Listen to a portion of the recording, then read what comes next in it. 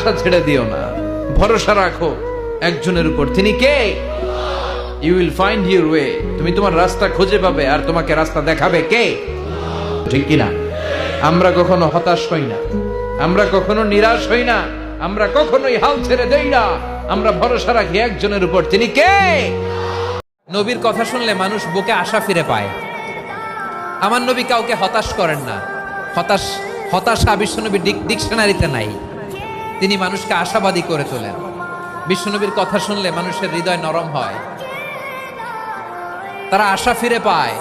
বিশ্বনবীর মুখ নিঃসৃত পবিত্র প্রতিটি কথাই আশা জাগানিয়া। সুবহানাল্লাহ পড়েন। আপনি প্রিয় নবীর মুখ নিঃসৃত বাণীগুলো পড়েন, কথামালাগুলো শোনেন, দেখবেন আশা পাবেন, বুকে আশা পাবেন, ভালোবাসা পাবেন। কারণ তিনি এমন সত্তা, এমন পার্সোনালিটি, তার কথা শুনলে হৃদয় নরম হয়ে যায়। মনে হয় হৃদয় খুলে তারে দিয়ে দেই, সব কথা যেন তারে বলা যায়। আওয়াজ করে বলেন ঠিক কিনা?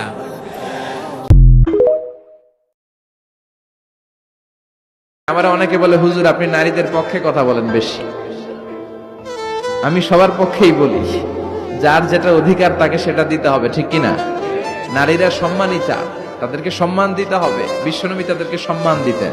মায়েশাকে বিশ্বনবী সবসময় আগে সালাম দিতেন। সুবহানাল্লাহ পড়েন। খাদিজা রাদিয়াল্লাহু তাআলা আনহাকে আল্লাহ তাআলা আরশের উপর থেকে সালাম পাঠিয়েছেন।